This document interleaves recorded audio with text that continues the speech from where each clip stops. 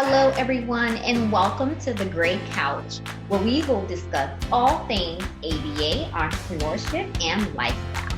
We have a very special series that will be dedicated to parents as well as parents of special needs children. Today, I am so excited that we have Dr. Monica Gilbert joining us on The Great Couch to discuss anxiety and autism as well as parenting. Thank you so much, Dr. Gilbert, for joining us today. Would you be able to tell us a little bit about yourself? Sure. So thank you so much for the invite. I'm very happy to be here. So like you said, my name is Dr. Monica Gilbert. I'm a licensed clinical psychologist in the state of Florida. I'm also a board certified behavior analyst, and I'm also a licensed mental health counselor in Florida. And I've been practicing for about 10 to 12 years, working with children in the spectrum, also with other comorbid disorders such as Down syndrome. I've also worked with schizophrenia population. So, a lot of different kiddos, adolescents, and I'm working a lot with adults with depression, with anxiety, and with some trauma. Wow, that is amazing. You have a very robust experience with various mental health diagnoses. So I know that you mentioned anxiety. Can you tell us what is anxiety or what would be your definition of what anxiety is? So anxiety includes different presentations. So in the anxiety kind of like umbrella, I like to say, we have the selective mutism. We also have like the separation anxiety. We have the general anxiety disorder. We have like the panic disorder as well. So these are the different types of I guess, anxiety-like disorder that encompass that same umbrella. And then anxiety disorder have to do with thoughts and fears. So a lot of it, stems from these kind of thoughts that we tend to get. And then it's also coupled with physiological reactions. So when I say physiological reactions, I'm talking about the heart palpitation, the heavy breathing, the sweating. So all of those, kind of bodily, I guess, reactions to some of these mental stressors. The heart rate increasing, you becoming sweaty, that would be considered like how anxiety may show up in a person? Exactly. So that's what we would observe, right? Like the pacing back and forth, the hand wringing, all those things. That's how it would manifest. Of course, oftentimes it manifests as different in children and in adults. Okay. So do kids with special needs experience anxiety? Definitely, they do, and in this DSM nowadays, you can diagnose both of them comorbid. That means you can diagnose them together. So, for example, autism you can diagnose with an anxiety disorder, so they can co-occur together.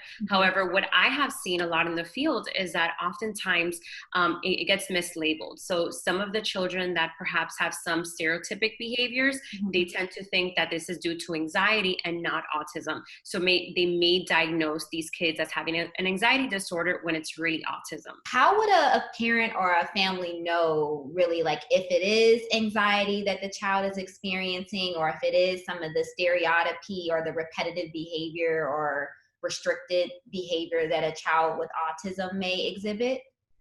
So there's a very fine line, just because a lot of it, kind of looks very similar. And again, there are children that do have a diagnosis of autism and also present with these anxiety-like behaviors, right? So it's very hard, I think, even for clinicians to be able to differentiate that. What I would recommend to the families that are out there that are seeing us is, take them to someone who has experience, take them to a licensed psychologist that can really give them that diagnosis, but not just any licensed psychologist. Make sure that they do have some experience treating or diagnosing children with autism and also with anxiety. Okay, so you're just giving so much great information, because even for me as a practitioner, I think that is a key point when it comes to the misdiagnosis, is ensuring that if someone only maybe works with individuals with autism, they may not readily pick up on some of those anxiety symptoms, or vice versa. If someone works primarily with individuals with anxiety, they may, think that some of those behaviors that are manifesting are due to anxiety when it actually may be autism. What does that treatment package look like for children with autism and anxiety? So it usually ABA, right? If they do have some of these problematic behaviors, you would go to ABA, and even for these like social avoidant behaviors, you would seek ABA, and then perhaps also having someone who's trained as a licensed mental health counselor that can treat the anxiety. Again, I would recommend that even the licensed mental health counselor have experience with the autism population and not just anxiety, because there's a lot of things that kind of play along together. Like, for example, in social anxiety disorder, which I didn't mention, I forgot that one, but in social anxiety disorder, it sounds very similar than, like the avoidant behavior that we see in children with autism, right? Like that avoidant social behavior. However, there is a difference because there's a reason why, right? So, for example, in social anxiety disorders, individuals are avoiding social situations because they have this fear of being ridiculed, of being criticized, right? And when we have our autism population, they avoid these social situations because they don't have the adequate like social skills, for example, or perhaps they have trouble reading nonverbals. So that is the reason why they avoid it. So you have to really know the distinction between both of them because you would treat it differently. Right. And I know you mentioned like there's sometimes like that reason that's occurring as to if it is like the social anxiety or, other things that may be causing the anxiety. So what would you say in terms of your clinical experience has been shared as some events that or situations that has caused anxiety for individuals with autism as well as an anxiety disorder? So, for example, one important part there is the awareness, right? So, a lot of individuals that have like autism, that are diagnosed with autism, they become aware that perhaps they don't capture the same social cues that others capture. Or perhaps in these situations, they're speaking very loudly, or they're standing too close to other individuals, and they tend to be like, kind of singled out, in other words, right? Right. So that in itself creates this ongoing anxiety, right? But there has to be that level of awareness in order for that anxiety to be manifested. Hmm.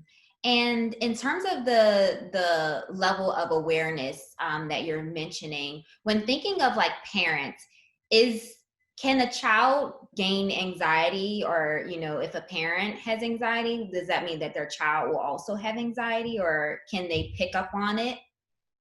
So, I mean, you're a behavior analyst too, so you know that a lot of these things are modeled, so not only children with autism, but any child that perceives it or sees it, right, can of course definitely mimic or model these anxiety like behaviors that a parent has. Also, a lot of the interventions with anxiety are kind of like, a lot of them have to do like with CBT, so we work on the thought pattern and things like that. But there's like this immense avoidance of these situations, like social anxiety disorder. They're avoiding these social situations. So, for example, with the kiddos that and the adults that I've worked with, an intervention for that is actually getting them in those situations, and preventing them from escaping. So kind of like, okay, we're gonna face your fear. A lot of the times in the homes, when the children have like these fears or these avoidant behaviors, parents tend to reinforce it. So, oh, you don't want to go to the crowd because you're scared of it. Don't worry, then just stay home. So then they never get to actually be in touch with it, and they never get over that fear. Yeah, that's a really great point, because sometimes I see that also of the avoidance behavior, even on the parents end of I don't want to put my child in this anxiety provoking situation, or this situation that may bring out behaviors that at this time I don't want to really deal with, or I don't know how to deal with. So I've also noticed some of that general avoidance of oh, he doesn't like this, or she doesn't like this, or we don't go into crowds, and and that can also at times have an impact on the family life. So I guess at times for the parent it may be, do we just not go, or do we kind of work through it in hopes that this can be a situation that's no longer anxiety provoking, or a social situation that my Exactly. child doesn't like. Awesome. Definitely. So, do you find in terms of like some of the families that you maybe working with, that most of the children with autism or just a general anxiety disorder have it as well as their parents, or is it typically, the parents may not have a diagnosis of anxiety already? Yeah, so anxiety, just like a lot of the mental health disorders, has a very big genetic component. So definitely you'll see, I always like to ask, kind of like the history of like, how about in the mom's side or the dad's side? And there's usually that anxiety, it's just that back in the days, and like, for example, I'm Cuban. So in my culture, it was never diagnosed. Like, I think everyone has anxiety and it was never diagnosed. It was never talked about. It was more like, you have it and you just deal with it, and that's it. So definitely there's a big genetic component to that. Okay.